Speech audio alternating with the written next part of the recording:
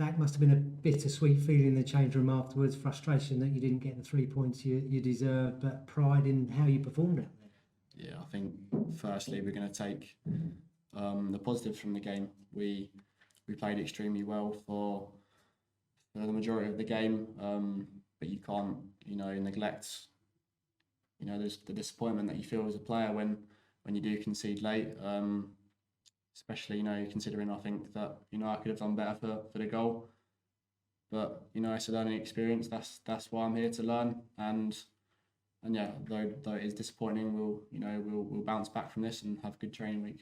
Yeah, but you must think overall your time at Colchester United, although it's been short, has been really positive for you as a young player coming in. You were straight onto the bench, so involved, and then obviously started the last 2 games. Yeah, well, firstly, really grateful to be able to come in and be involved like that. Really appreciate the gaffers back in that sense. And, hopefully I can keep, learning again and putting in performances. And how do you learn from what happened to you in that last minute, or the 90th minute of the 96? How do you learn from that, knowing, is it a case of, right, what else could I have done in that situation? Yeah, I think you always know in that moment what you should have done, but, it's a decision-making thing. I think that comes with experience. You've got to reflect on it. I'll look back on it, watch it back, see perhaps what I could have done better, whether it was anything before the ball came in or just perhaps it's just merely decision making in the moment. Yeah, and obviously you mentioned Ben Garner and staff. It isn't just him that from previously. There's the other staff members and of course teammates that will help you hopefully develop as a player as well. Yeah, that was the main thing of why I think this move was ideal really. Ben Garner as the gaffer.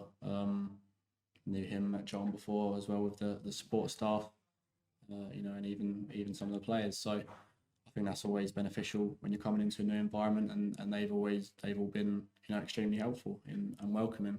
So hopefully we can carry on building that rapport and keep developing. Yeah, and as a defender looking forward, you must think that every time Joe Taylor gets in front of goal, there's a chance of us scoring from him, because he's had a fantastic start to the season. Yeah, you can even see it in training. He's a lethal finisher and someone you want to have on your team. So, he's obviously done extremely well getting those 2 goals in the last 2 games, and he's a joyous to play with. He's gonna run about and get the ball in behind, especially with Samson as well. I think they worked really well together.